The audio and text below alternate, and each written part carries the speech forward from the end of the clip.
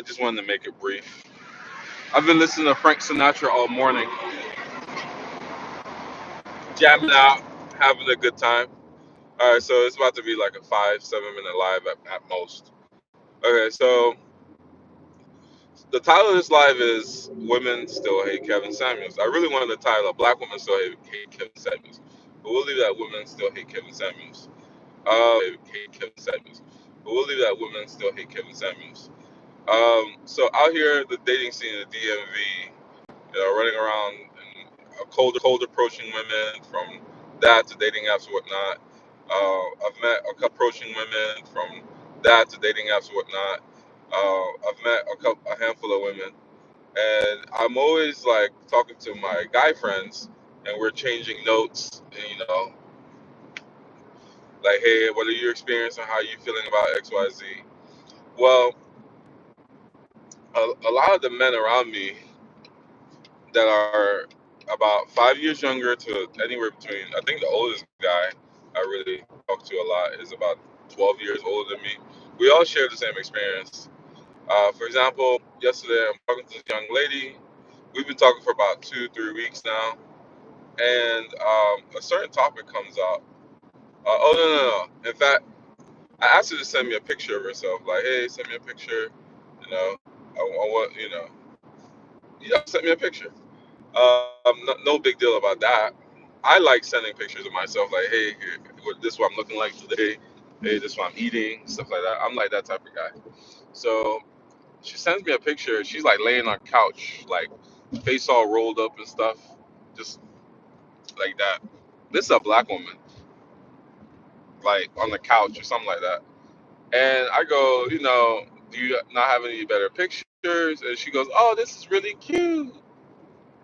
And just because a girl uses a so-called feminine voice does not make her any feminine by her changing her tone and all of that. You really need a tone and attitude adjustment. A lot of these ladies, but just doing it that is not the solution. It's not just the solution. So she goes, oh, it's really cute. I'm like, that's like the same thing. That's the same as like wearing a bonnet outside. For example, this location I've been working at for a few months now. I've been stationed here to work here. Um, I see our women. This is like in the northern. It's not Baltimore. It's like northern DC area, almost PG. This might be PG County, I think. And yeah, I think this is PG County. And there's a business open there, and it's a braiding business and stuff like that. And I see every day our women coming in there with dusty, crusty, stained bonnets on their heads. Big old bonnets, too, not little, big old bonnets. Some of these girls can be skinny, like a stick, and the bonnets just look like parachutes, like they about to just take off flying, you know. And so I'm telling this girl, it's like wearing bonnet outside. And she goes, "Oh, you must be something about Kevin Samuels." And so I'm like, what's wrong? What are you trying to say? You know, what about Kevin Samuels? And because the way she said it, see, it's crazy the way women do. Like Kevin Samuels used to say sign language. The way they throw shade and do all these things, it, they say it's so nice and sweet, but it's really not. It's really not nice and sweet, and it's so distasteful. And so I don't want to say unoriginal. It's because it's done so much now. It's so back-footed that I can't even, like, like, hola, ¿cómo estás? ¿Estás bien? Qué bueno, qué kineme, qué binaje, ni hao ma, wahaha, wa'ani. Like, I can recite to you whatever these little things I learned, but no matter how many times I hear sign language, I can never remember it because it's said to be remembered. It's said to attack you and be so hard to put together that you can't like retrace it. Like it's basically like somebody murdering somebody and trying to get out free. And so I'm like, what are you trying to say? What's going? Say it with your chest. Say it with your chest. These girls want to be so masculine energy or whatever, but still be throwing sign language. You know. That's one thing I notice about the at least the homosexual community in regards to men. Like men, these men that like men, the ones that be liking men and trying to attract men, they walk to attract you, and they're very direct. They tell you, hey, they express themselves very directly.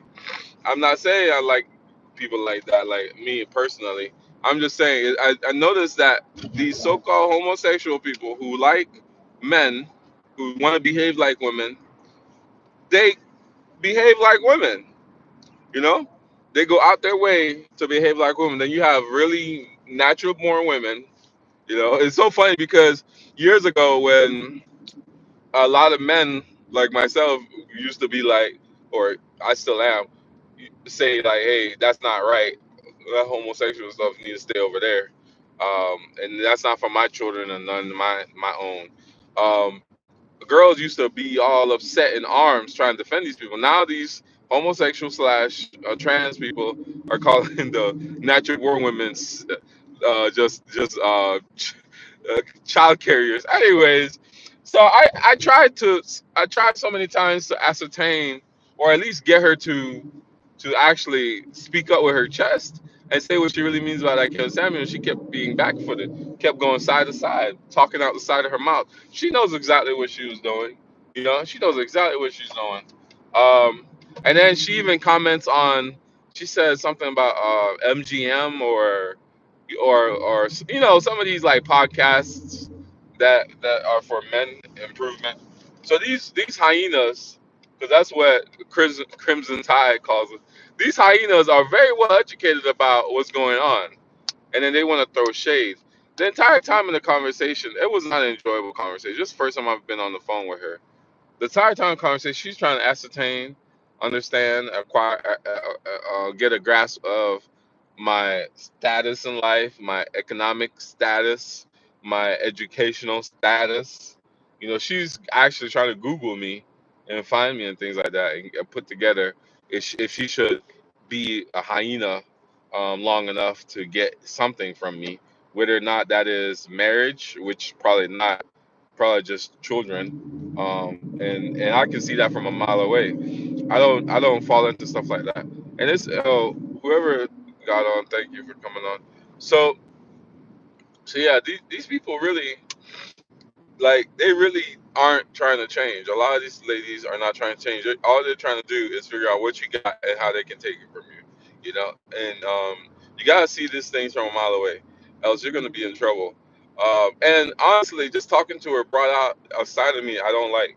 I don't like if I'm talking to you, especially if you're a woman. With men, when I speak to men, and men are very like, we're very respectful. We can have contentious conversations and be good. You know. But for when I speak to a woman, naturally, a lot of men, right, including myself, I'll bring out a softer side, like, delicate. I'll talk to you soft, you know, I'll handle you with care. So when I'm on the phone with a woman and she's bringing out a very like art, like I'm getting really irritated, and not irritated like I'm gonna yell or curse at her, but I'm like going into like, hey, explaining. For example, I personally think that Kevin Samuels is our modern day Malcolm X, or was. Rest in peace. And I'm very well aware that our women, black women, wish death upon them. I saw the posts, I saw the tweets, the texts, or whatever, the videos, the countless and countless of videos of how he deserved to die. Watched all of them. It's very scary.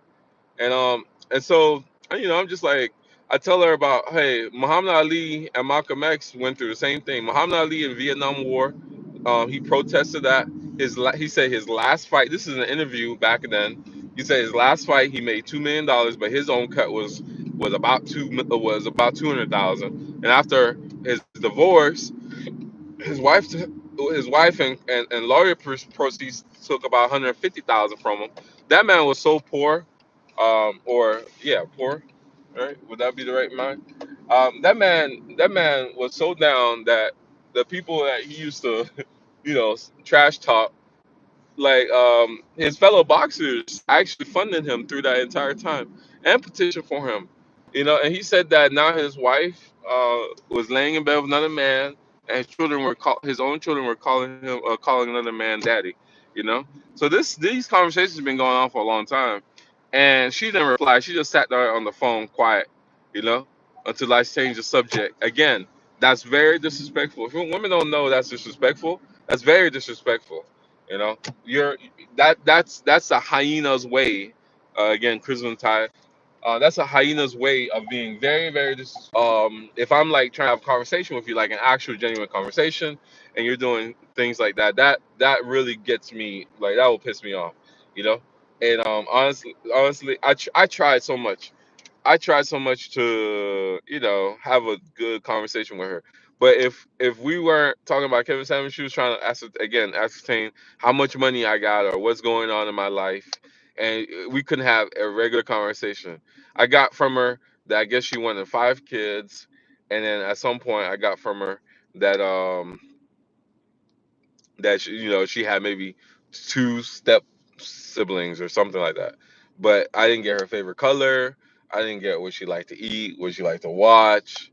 You know, all I know is this girl liked to be spanked, and then I'm telling you, these people. She said that. I didn't bring it up. I never brought it up. She likes to be spanked. She hate Kevin Samuels.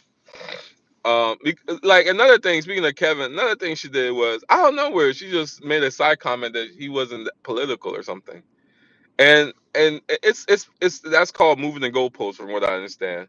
So now, at some point in the conversation, I find myself diving into why he is political, and then after I explain to her thoroughly, like this man is actually very much political, I come back because she's trying to find some kind of way to discredit him. I come back, I'm like, so why is him being political not important? Why? She couldn't tell me. Why? Because again, she doesn't respect them. She doesn't respect men, and she was just looking for a way to discredit. Like if I told her, I gave an example. Like let's say you went to a Ferrari dealership. This is a favorite car that you always wanted all your life. This right color, right package, sports package, whatever. And you love the tires. Then you look at the tire, you go, Goodyear, Goodyear. Oh, I can't do Goodyear. It's like, what are you talking about, yo? What are you talking about? And not even the Goodyear on, not even. And let me say it like this: not even the tire on the Ferrari isn't even Goodyear, but it looks like a Goodyear that was on another car that wasn't a Ferrari, not even in the dealership, not even in the same city or town. This is kind of way that a lot of these girls like to bring a random stuff to try to discredit that has no means, on the topic, and it's not nice. And then the other woman I just finished speaking to, I found her Instagram or TikTok, or her handles are, she's a black woman. Her handles are bossy. It's like, why do I want to continue talking to a woman whose handle, like your name is bossy? I can't do that. Um, yeah, yeah. And then I found a couple of her posts and stuff. She's talking about how she wants to be taken care of and this and that, and how she's not here for sex, and stuff like that. She don't like when a man slide in her DMs. How about sex? you know. So it's amazing. But then she turned around and whatever. Meanwhile, today I'm actually going out with this Japanese lady. This will be like the 4th time we've gone out to get coffee. We like to get coffee and just sit and talk. Um, we want to go see the Japanese blossom, and I made a joke to her last night because she said, there's a lot of people there. Last year was like something about a record number of people, and so last year was a record number amount of people there. I was like, okay, we could just sit at your place and eat noodles and watch the event on TV. I'm sure somebody have a drone shot, and so she started laughing, you know. And very easy girl, very nice girl, very sweet girl. Nowhere talking about bossy. This like I was trying to take her out. I was trying to do stuff for her. But anytime we want to hang out, do something, she's trying to find ways how to come to me, how to go to me, how at least meet me in the middle. You know, she's fighting me to pay. for to pay for things, and not because she's a feminist or nothing, you know. It just, I can see it's cultural.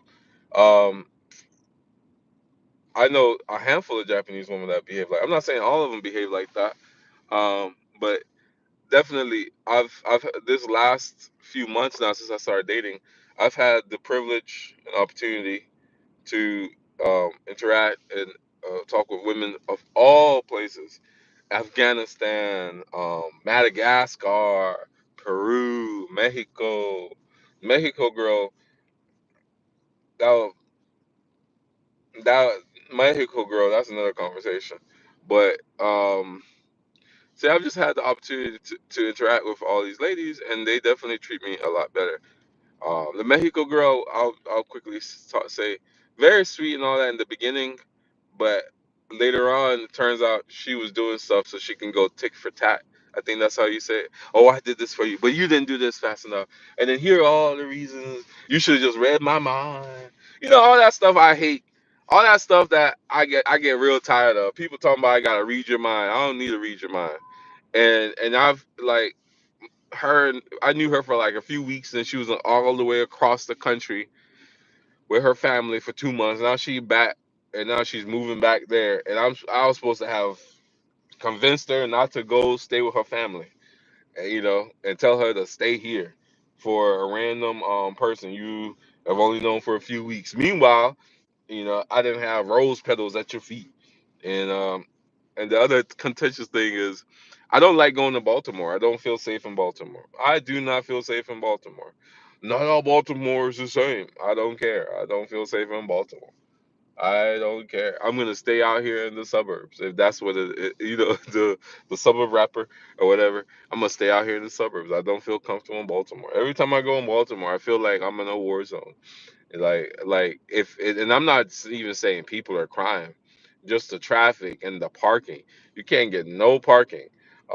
Anytime I come out from anywhere, there's a dent in my car. I don't like anything that has to do with Baltimore. You know, Baltimore be having is it confetti they call it? The little thing where they spray all over buildings everywhere. You know.